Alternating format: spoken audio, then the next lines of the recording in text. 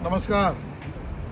आज मी फ्रेंच देशामध्ये मार्सेया बंदरामध्ये आहे। इथून महाराष्ट्र सरकारच्या वतीने एक अत्यंत महत्त्वाची घोषणा करण्याची संधी मला मिळते आहे। आपलं महाराष्ट्र विकास आणि प्रगतीच्या दिशेने तर अग्रेसर आहेच, पण बरोबरीने साहित्य, कला, संस्कृती, काव्य यामध्येही खूप मोठी अशी विरासत आपल्याबरोबर आहे। आणि म्हणून महाराष्ट्र सरकारच्या वतीने सांस्कृतिक कार्य विभागाने ठरवलंय या वर्षीपासून छत्रपती संभाजी महाराज जे पराक्रमी योद्धा तर होतेच, कुशल व्यवस्थापक तर होतेच, पण भाषाप्रभू आणि काव्य यामध्ये त्यांचं खूप मोठं योगदान आहे।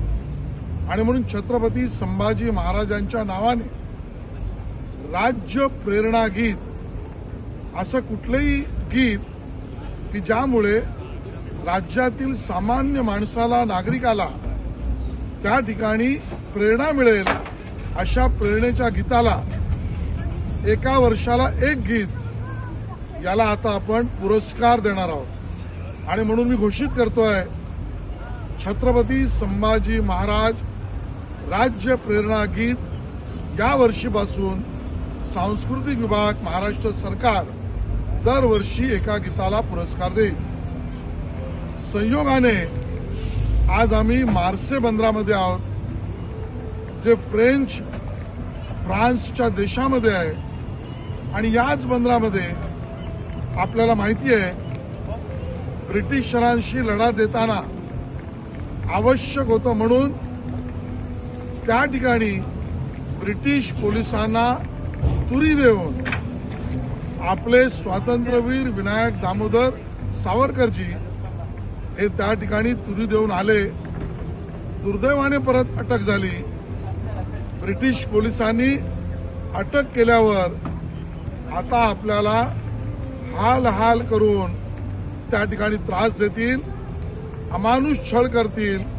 आणि म्हणून काव्यातूनच स्वतःला आत्मबल निर्माण करणारं काव्य याची सुरुवात, या आत्मबल काव्याची सुरुवात स्वातंत्र्यवीर विनायक दामोदर सावरकर यांनी याच मार्से बंदरातून जेव्हा अटक करून त्यांना नेण्यात आलं त्यावेळेला केलं।